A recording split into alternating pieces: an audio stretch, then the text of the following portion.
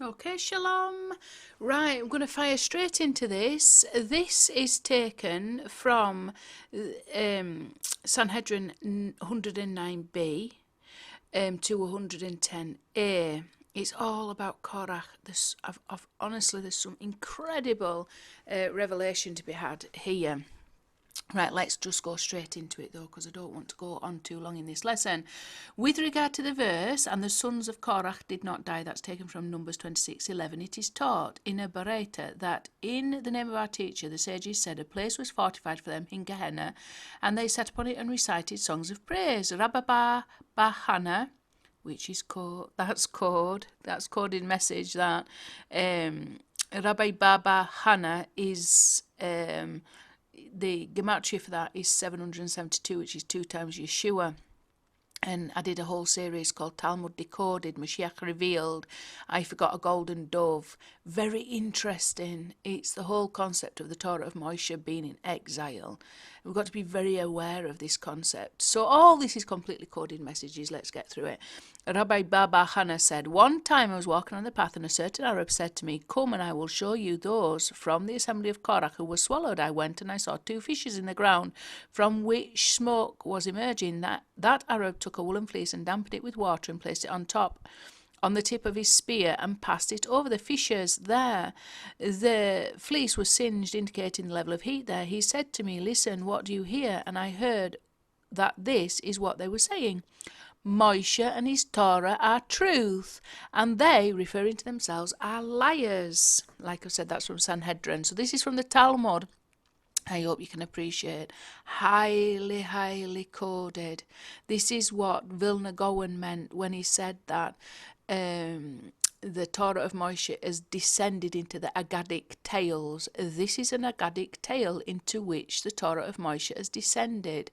And it's very difficult to discern what this is actually meaning. Okay, and to presume that the face value or the literal value of it is to be understood as a revelation of the name YHVH is potentially heretical. Okay, so it does definitely need decoding, and that's that. I went through that whole series, Talmud Decoded, Moshiach Revealed. I forgot a golden dove. I forgot a golden dove. That's what it was called. The whole series on that, really good from start to finish, and some major concepts. But Rabbi Baba Hana was the rabbi involved with that particular Agadic tale as well. Okay, so anyway, let's go on, because we're just looking at this now. Point 1, Moshe and his Torah are truth comes to 1804. And an ordinal of 157. This is one of the most significant numbers when it comes to a revealing of the kingdom of YHVH on earth, and the king of that kingdom being Moshiach. Okay, so that's one of the most, if not the most critical number associated with YHVH establishing his kingdom on earth as it is in heaven. Right, together they come to 1961, which is 37 times 53. Point 2, 37 is Yeshu, ordinally. So that's the concept of Moshiach Ben Yosef. And 53 is Yeshua. That was his full name, ordinally. And when he returns, he won't be coming as Yeshu with his name erased. He will be coming with his full name, Yeshua. Okay, and the Moshe and his Torah are truth. And we've seen in some of the previous teachings that I've done on Korach, a lot of the dynamic between Moshe and Korach are really Korach rebelling against who Moshe would ultimately become in the future, i.e. Moshiach Ben Yosef, and also who he will be after we've gone through the process of rectification that we're currently in, the 6,000 years of rectification. He will be Moshiach Ben David. Okay, it's all one concept. So here we've got, it's just staring you in the face, the two aspects, Moshiach Ben Yosef, Moshiach Ben David, right there. Yeshua and Yeshu, his name erased. And this is confirming also that it was YHVH's will to have the name of the Moshiach erased in the way that he has been. Okay, and we'll get back to that again later in this teaching, well, quite soon in fact. Point 3 then, 184 is 44 times 41. Blood, dam, times David's throne, Kisei David. David's throne is Moshiach Ben Yosef. I go through this all the time. That's according to Vilna Gaon. So Moshiach Ben Yosef is the throne of Moshiach Ben David. And basically what that means is the suffering servant in exile with us, Yeshua, who was crucified, sentenced to death by the Sanhedrin, crucified, and then had to descend into exile with us, to suffer with us until we have overcome our evil, the forces of evil, including our own evil inclination primarily, and all the forces of darkness, and revealed the name YHVH through that concealment, and transformed the chaos into shalom. Okay, so we're in this process of rectification. The Moshiach Ben Yosef is with us in exile, helping us accomplish that rectification, and also preventing us from descending to a level from which we couldn't return, i.e. the 50th level of impurity.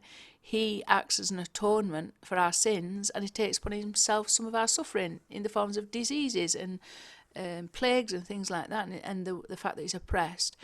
That whole system called Moshiach Ben Yosef, the whole suffering servant within exile, is the throne upon which King David sits. Okay, that's what it means by that. That word dam, very important. Why? For two reasons. 144 is one of the ways we can spell the name YHVH out. Okay, so I've got a screen up in front of us now. YHVH can be split into 10 for the Yod, 14 for the He, because if you go below, the He can be is made up of two letters, a Dalith and a Yod. You can see from there, the last letter He I've gone, so there's a Yod that's upside down, but there's a Daleth, and together they come to 14. So if we take the He and split it into its two component parts, the Daleth and the Yod, it comes to 14, which is also David, by the way. David is 14. Okay, the Yod of the He symbolises the first letter of the name Yosef, as in Moshiach Ben Yosef, and the Daleth, the first letter of the name of David.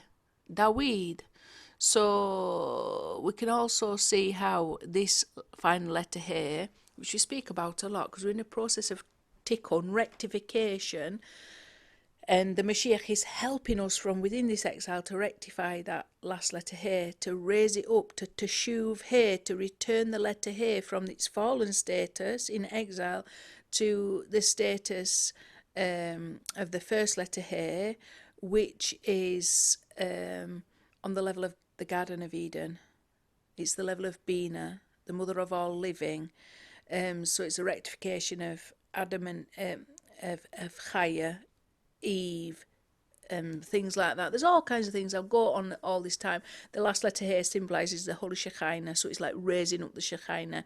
It symbolises the kingdom of David, so raising up the fallen booth of David from this fallen state that we're currently in, raising up the female, the divine feminine, which is very much associated with the kingdom of David and very much associated with the Moshiach. That does not mean to say that the Moshiach is feminine, female. It's not that Moshiach will be male, but what I'm talking about in terms of the female aspect of divinity, okay, which is not to be understood quite in the same way as male and female, what we understand in human terms, but the divine feminine is very much associated with that last letter here. Okay, so raising this up. So just thought I'd point that out. So you've got some significance that even the name YHVH is very much associated, certainly can be, to the concept of dam, blood. And what else have we got to say about that? Well, the word nekmath dam, avenge of the blood, where the avenge of the spilt blood of the servants, will bring about a rectification of the luminaries. The luminaries come to 658, when they are rectified. So the word hameoroth in Torah has 2 missing vavs. When you put the 2 extra vavs on, it comes to 658. Okay, nekmath, which is revenge, i.e. for the revenge for the spilt blood of the servants, comes to 658 in total. It's got a regular of 590, which is exactly the same as tzitzits. And then it's got an ordinal of 68. So together they come to 658, exactly the same as the regular for the luminaries. Okay, and we know that the luminaries are to do with the Moshiach, that's talking about the sun and the moon. They're put to do with the 2 Moshiachs. The sun is Moshiach Ben Yosef, the moon is Moshiach Ben David. Okay, if you add the ordinal for the luminaries, which is 73, so 658 plus 73, you get 731. 731 is Moshe, 345, plus Yeshua, 386. So incredible connection, and we know that Yeshua's blood was spilled and it will need to be avenged, but not just that. We've got the 3 predominant, the 3 heads of exile, if you like, or the 3 heads of the what's called the 3 heads of the klipot, which are the outer evil shells. Got the Erev Rav, Yishmaelite exile, and Esav, Edomite exile.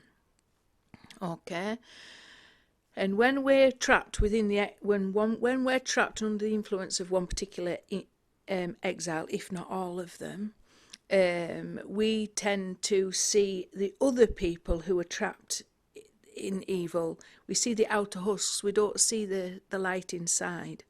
Okay, we don't look beyond the outer husks. So you got the Jewish Erev Rav mindset, looking at Christians, thinking and seeing nothing but idol worship.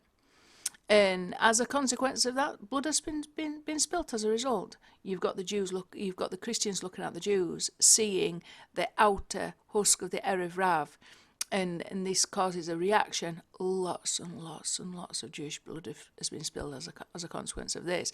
Not only the fact that the Christians are in their own exile, but they're looking at the Jews and see the outer husk that the Jews are exiled into, and then this can cause a lot of trouble, a lot of spilling of blood.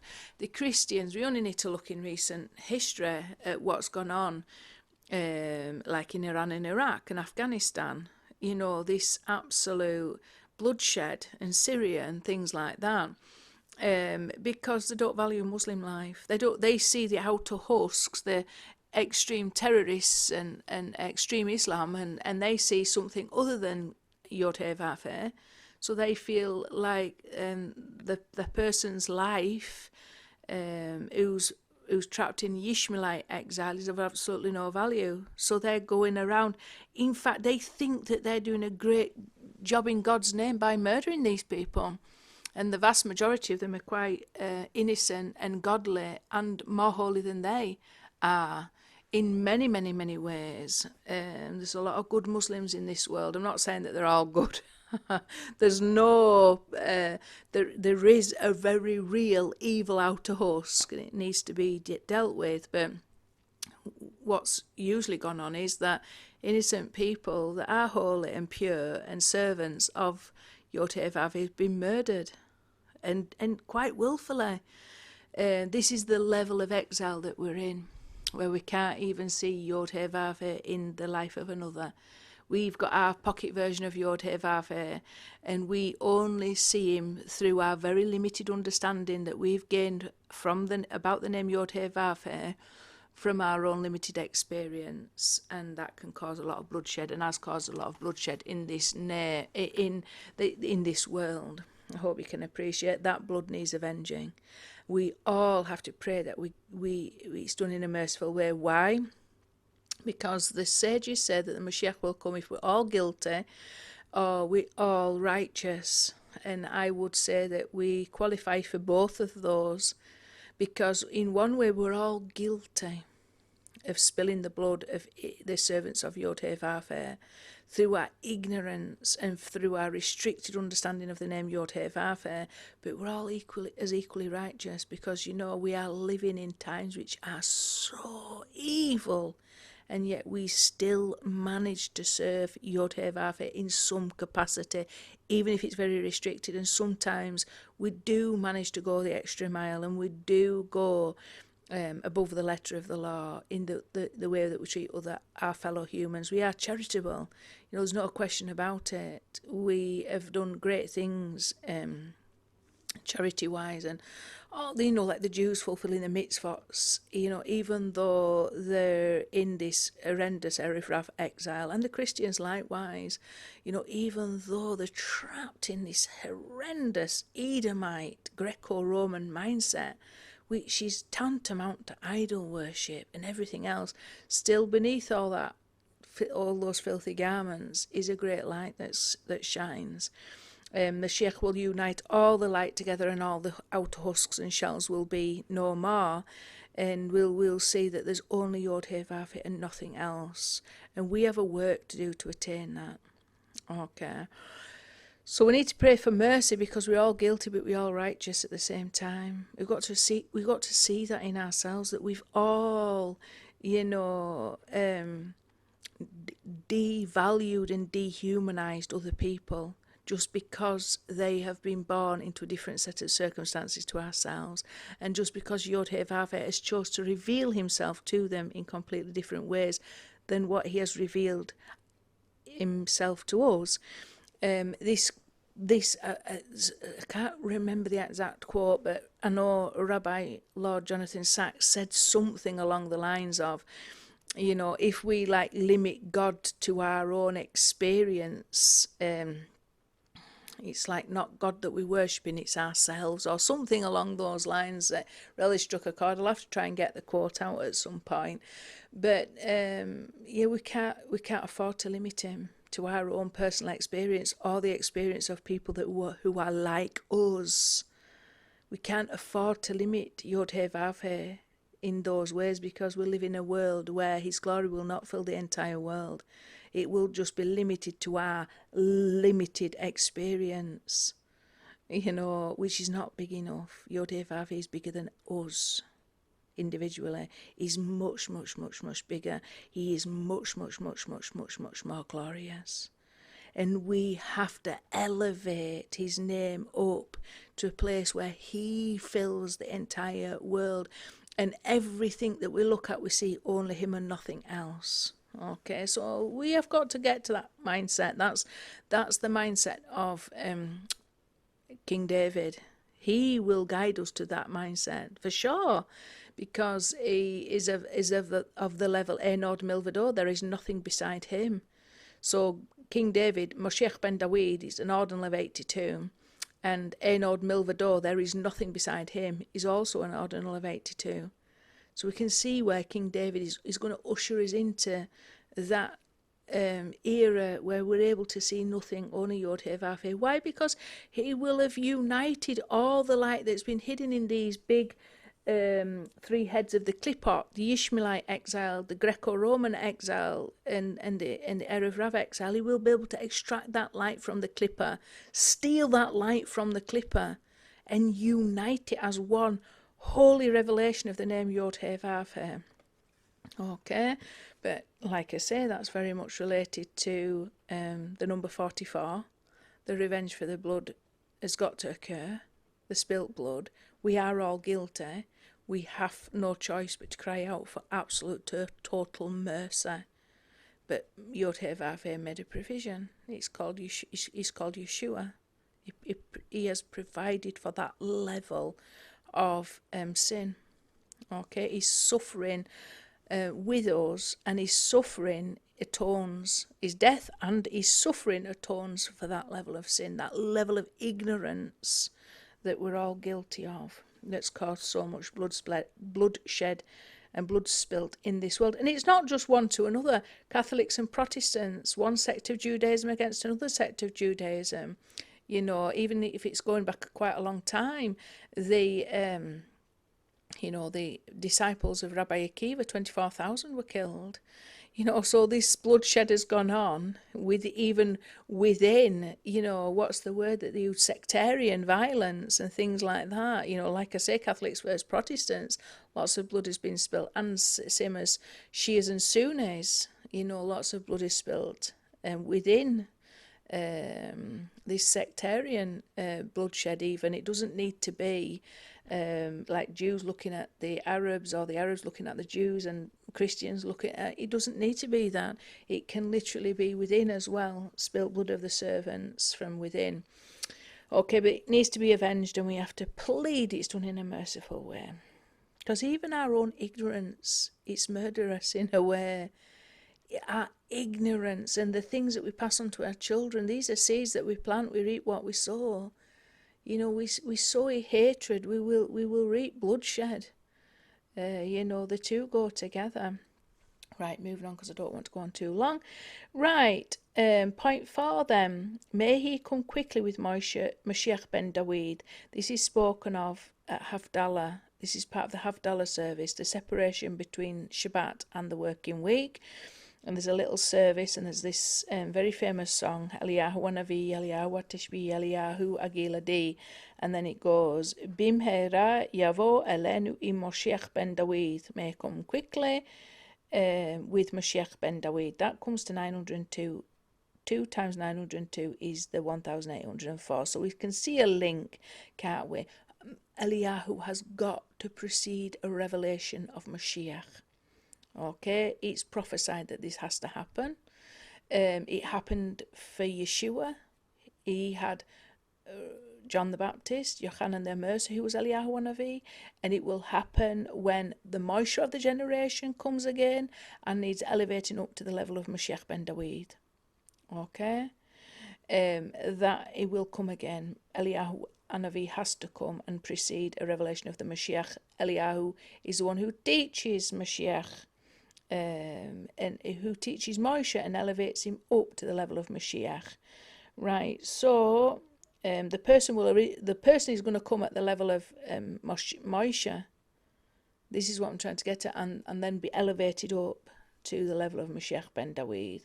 I'm not 100% sure about that, to be honest, because as far as I understand, Moshiach Ben David will be revealed from above. We have already had Eliyahu come again, but you can break this down to the even individual level.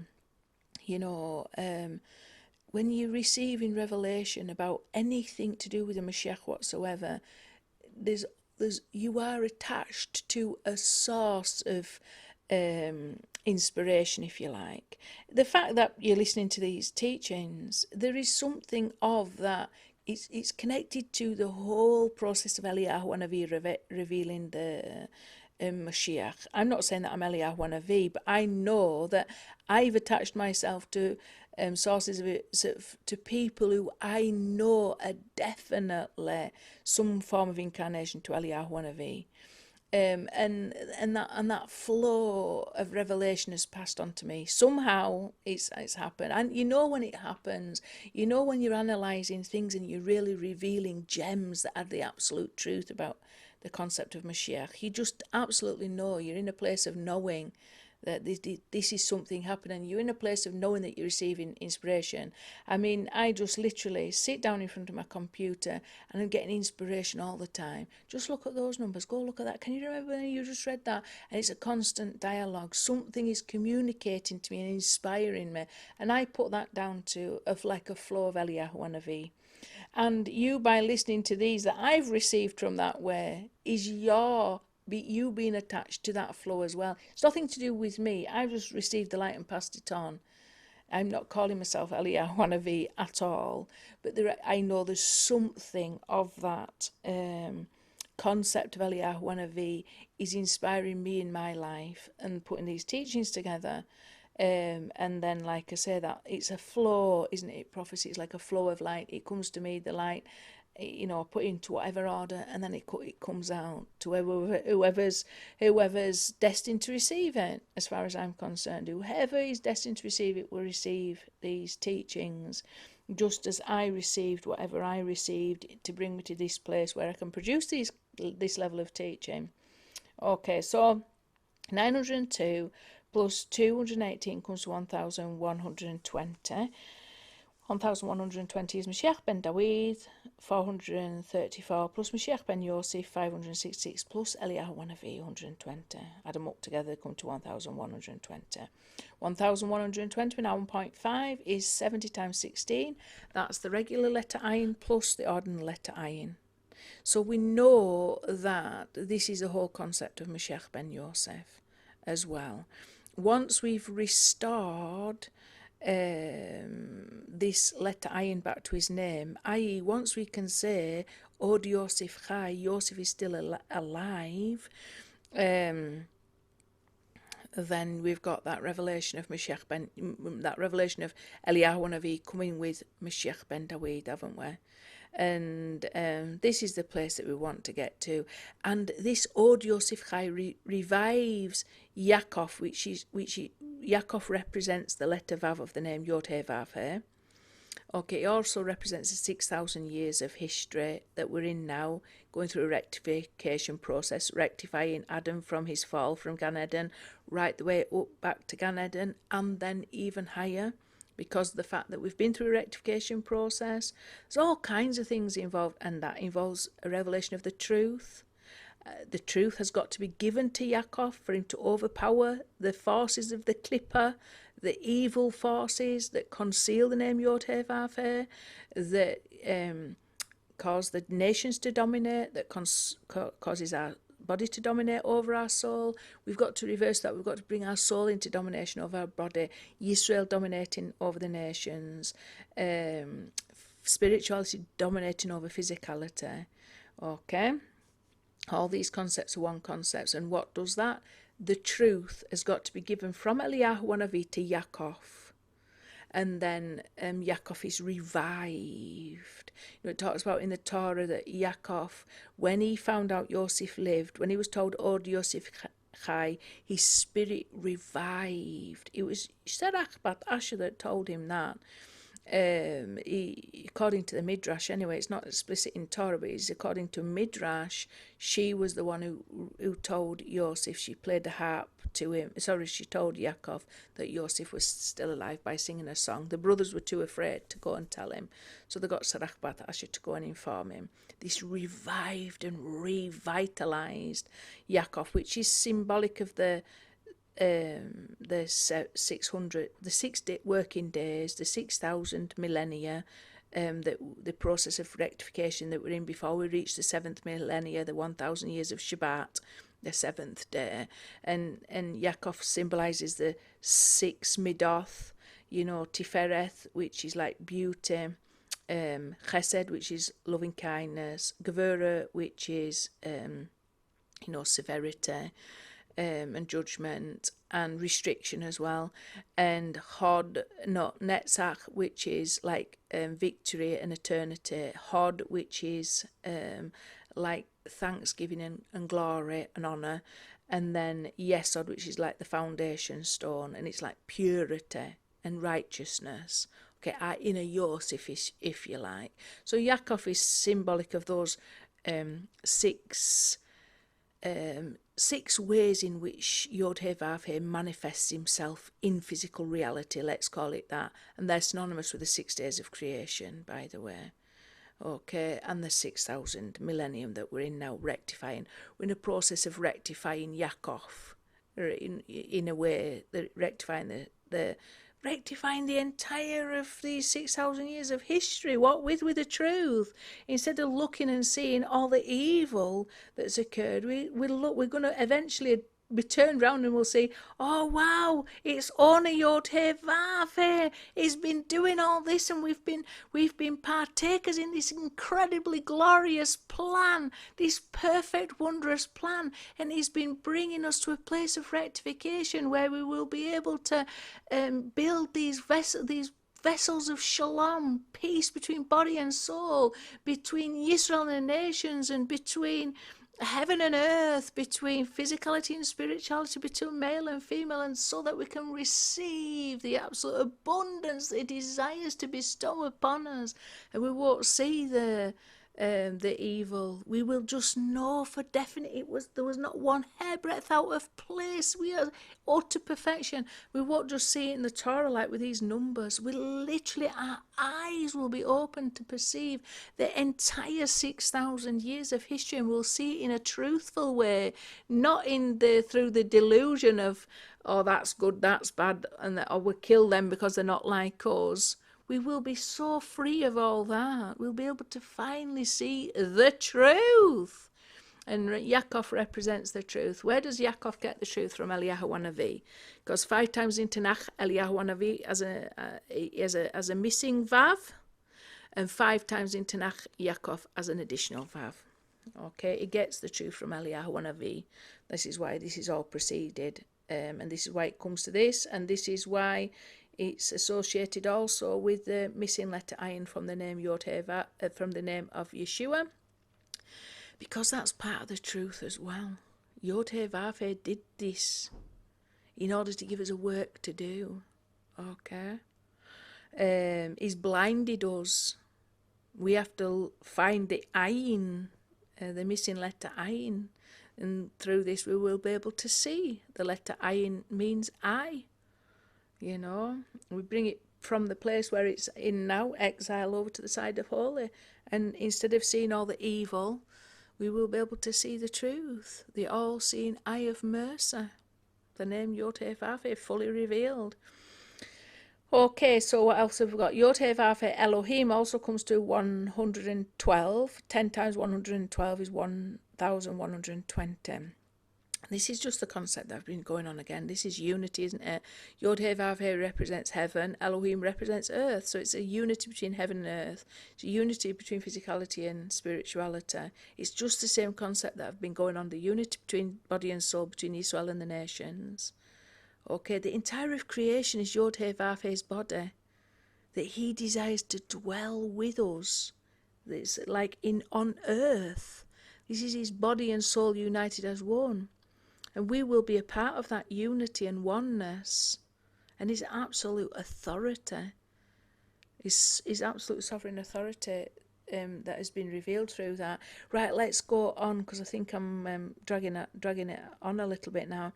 So point 6, Ki od hazun leyamim, for there is yet a vision for those days. This is taken from the bottom text box. So if we go to Daniel 10:14, it says, and I have come to enable you to understand what will happen to your people at the end of days, for there is yet a vision for those days. Okay, so that's taken from there. It comes to 311 regular, 140 ordinally, 140. Point 7 is 2 times Ayin, 2 times 70. It's also 4 times 35, and 35 is the ordinal for Yonah. Okay, so back up to point 6, 311 plus 140 is 451. 451 times 2 is 920, so that links up to May come quickly with Moshiach Ben David, and it also links up to this most important point, Moshe and his Torah are truth. 4 times 451 equals 1,804. All the ones in pink are all multiples, so they're all connected that way. Okay, I just thought I'd point that out. Point 8 then, for there is another, Ki od, yet another, or for there is another, comes to 110, and 47 ordinally. 110 is 110 is Yeshua HaMashiach, 47 is Yaakov. Okay, together they come to the 157. If we go back up to point 1, the ordinal is 157. Okay, this is a very significant number. We're going to be going and having a look at that. Point 9 then, plague smitten of God and oppressed. So this is the suffering servant, is from Isaiah 53, isn't it? This is Yeshua HaMoshiach, suffering with us, smitten, plagued, bearing the burden of our sins, preventing us from going and falling to the 50th level from which we will never be able to return. You know, there's all kinds of things. When we see it all, when our eyes are open to perceive perceive the glory of what is before us, we'll be just in awe. We'll never be able to stop gazing and looking at the magnificent wonder that YHVH has done in this world. Right now we just see, oh, they're evil over there, let's kill them, let's shed their blood, and we're waiting for God to come and shed everybody's blood and just leave us that are supposedly this clicky righteous holy group. We've got the we've got the winning ticket here because we've got whatever criteria we've been told is necessary to be spared death and destruction. We could end up being very surprised. The only thing that's going to cause anybody in this world to be spared death and destruction, because we're all guilty, is the sheer mercy of the name YHVH. We best cry out now. Do all we can, yes, but we've got to be very aware we're all going to need the power of his name to be revealed in our life. And that power of his name includes extending to us abundant levels of mercy, infinite levels of mercy and kindness and grace. And that includes a revelation above the letter of the law, i.e. we have not deserved to have bestowed upon us this level of mercy that we are going to need, indeed, if our life is to be spared. So we just have to cry out for his name to be revealed. And sometimes we've got to look at ourselves and the place where we're actually at and be realistic about our judgment of that place. And from that place of reality, we will reveal in truth the name YHVH. He has made a provision for himself to be revealed from the concealment. And guess what? Sometimes we are a part of that concealment, and we have got to transform that concealment into revelation. I.e., this mess that I found myself in, that's creating a concealment and a barrier between me and the name YHVH. The only thing powerful enough to overcome that concealment is a revelation of the name YHVH. He is the ultimate truth. We're in a place of lowliness. Then the only hope you've got is that name YHVH. We've got to start thinking realistically. We've got to start assessing reality correctly, truthfully, because in that truth we will reveal the truth of the name YHVH. He has made a provision for all the mess and all the mistakes. He's our guarantor. He sent us down to do a job.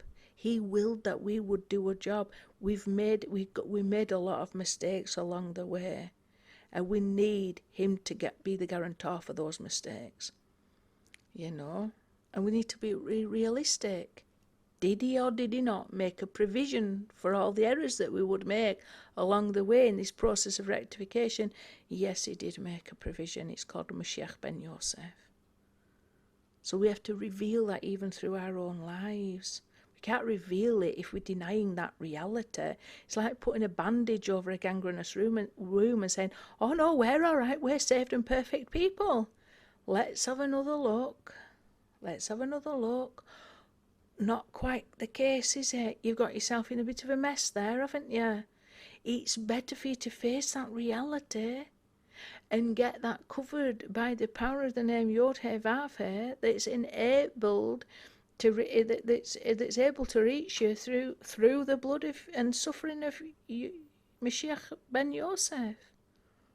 Okay, and that reality reveals the truth of the name YHVH. It says the truth shall set you free.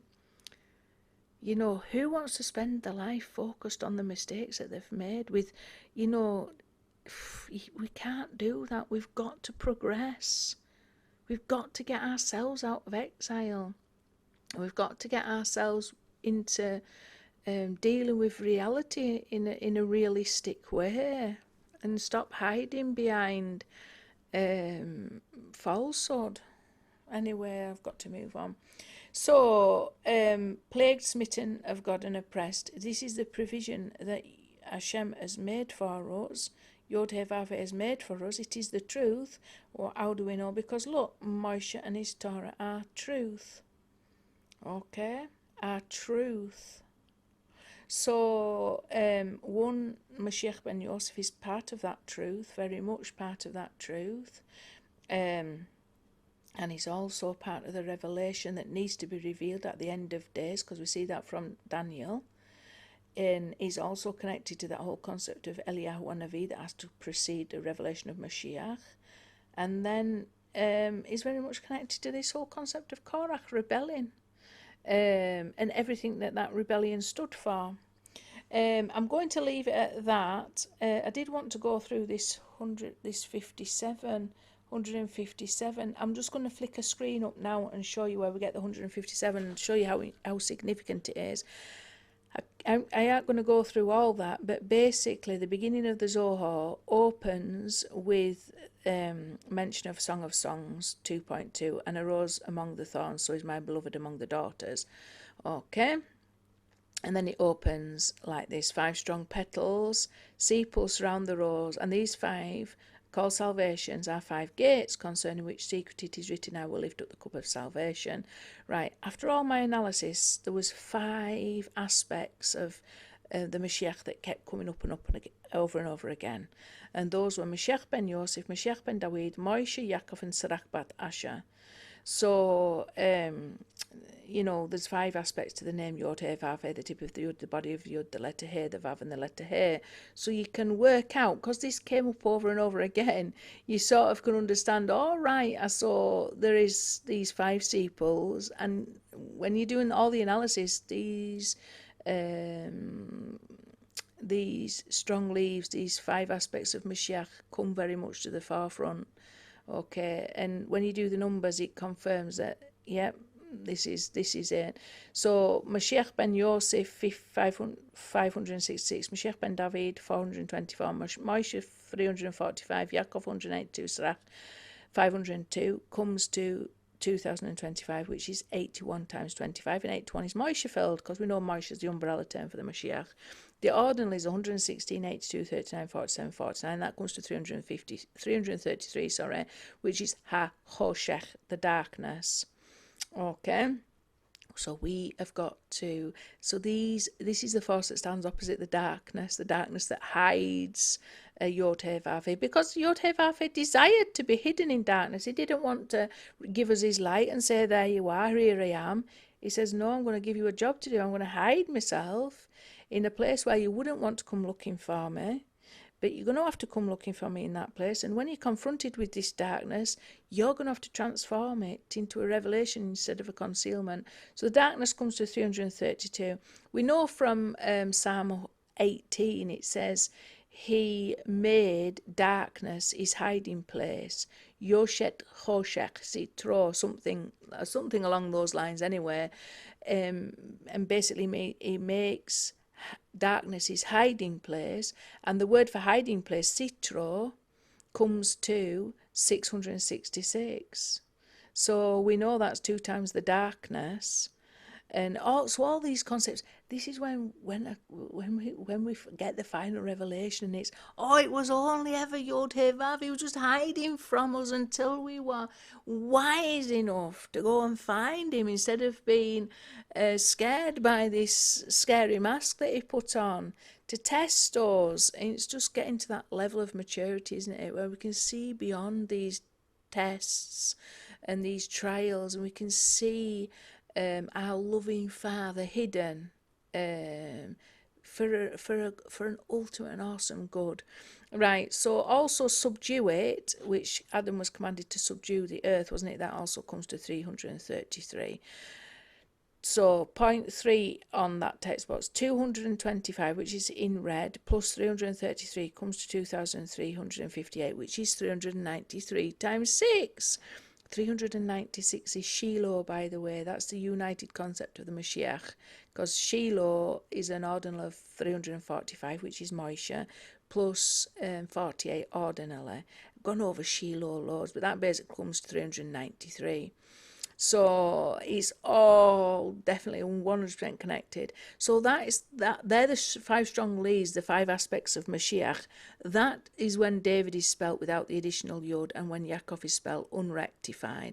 If we go and rectify them all, though, So David with the additional yod and Yaakov with the additional yod, we get to, on point 2, 2041, which is 13 times 157, and 157 is Nukva, and 13 represents like the 13 principles of faith that we've got to rectify, like the faith in the Moshiach and faith in the resurrection of the dead, and all the other. There's 13 in total. It's the 13 attributes, the 13 attributes of mercy that was revealed to Moshe, and that's written in the book of Exodus. It was the 13 attributes of mercy. That's the outer, the inner aspect of the name YHVH that was revealed in the book of Micah, and this is the level of the Torah of Moshiach, the Torah of Yeshua,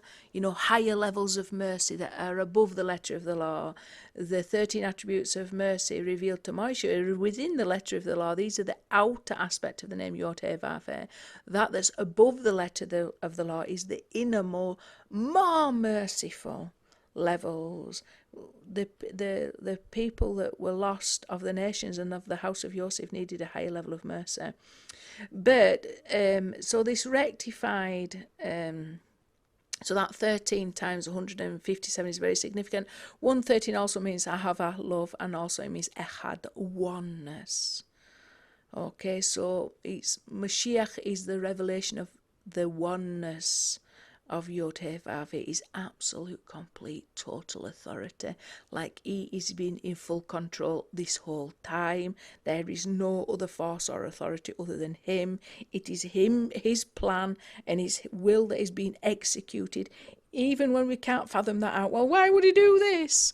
We go into panic mode when we're tested. We do, because we're human, and it's made it a very difficult test. We've got to get to a place where our faith is complete, and fully rectified, and we're not subject to lack of faith and disbelief in the name YHVH. We just there's him and nothing else. Okay, so you'll understand now that 157 from Moshe and his Torah are truth. The ordinal of that is linked into the entire rectification of all aspects of the Moshiach, and through that the name YHVH is revealed. Okay, through the united concept of Moshiach, the level of Da'ath, we are trying to restore Da'ath. Da'ath is holy knowledge. Okay, so the knowledge of the tree of good and evil. We're trying to restore that error that we ate from the tree of knowledge.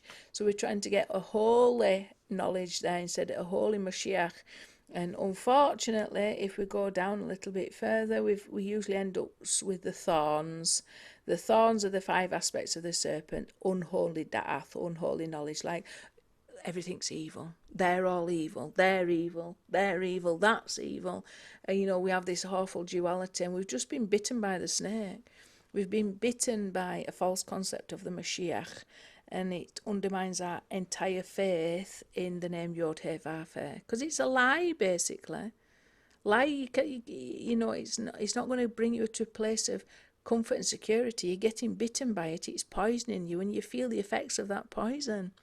You feel it by being intimidated and afraid of nothing, worried and concerned and anxious and stressed and all kinds of things. It's the opposite of faith in the name YHVH. It bites you, and the opposite is your faith and security in the name YHVH. And the name YHVH is concealed to you. Okay, so instead of having Moshe and the concept of Moshiach at the forefront of your mind, the seat of consciousness, you've got this snake there instead, just like Pharaoh had a snake in front of his forehead, on his hat. All the people of Egypt wore this snake coiled around the hat and at the forefront of the head like a cobra. And that cobra bites you, and it bites other people too. That result in the bloodshed of the servants of YHVH. It's all lies and delusion, but we have got to overcome that. with the truth. The snake is a lie. We've got to overcome this falsehood with the truth. Okay, so how's that related to this whole thing through the 393? The 393 from 5 strong leaves, that's related to it because the initial letters of the 5 aspects of the serpent, the Erev Rav, the 5 types of the Erev Rav, the Nephilim, the Gibborim, the Anakim, the Rephaim, and the Amalekim, that they spell, the initial letters spell Negara, evil plague, and that comes to 393. Another connection to be made, the ordinals of the rectified spelling out of the 5 aspects of the Moshiach. It's in like a light blue, the second, where it says rectified spellings of Yaakov and David. So there's like a light blue, it stands out 349. They're the ordinal values for the 5 aspects of the Moshiach. They equal the ordinal and the regular of the entire of the 5 aspects of the Erev Rav comes to 1,745, which is 5 times 349. Okay, so we can see that direct connection. If we go back up to the box where it says rectify spellings of Yaakov and David, we get the end number. It's highlighted in pink. 2,390 equals 5 times 478. So that 478. And that's associated with this value where we've got the 157 showing up for Nukva female. Okay, so they're all in the same text box together. That 578 is ruddy with beautiful eyes and handsome appearance. That is 2 times 478 equals that particular statement, which is the statement that we find in the book of Samuel regarding King David. Okay, and I think I'll end it there. Okay then, shalom. Shalom. Okay, quick video, because when my son visited, he says you've got to add a human dimension to your teachings. Give a face to the voice. So here's the face behind the voice. 3 things I'd really like to say. If you are inspired by these teachings, which I hope that you are, share them, share them. Also subscribe to the channel and really enjoy them, because it's wonderful Torah and wonderful teachings that come from a wonderful place. And to me, it's all innovative and it's creative and it's intellectually stimulating, and it's I just pour my whole heart and soul into them. So I'm glad to pass them on. There's something I'm really, really glad to share with people. And that's about it. And by the way, you're very fortunate, because I actually put mascara on to do this video, which is, I haven't done that for a very long time. So I should have probably brushed my hair, but never mind. Okay then, so like I said, subscribe, share, shalom.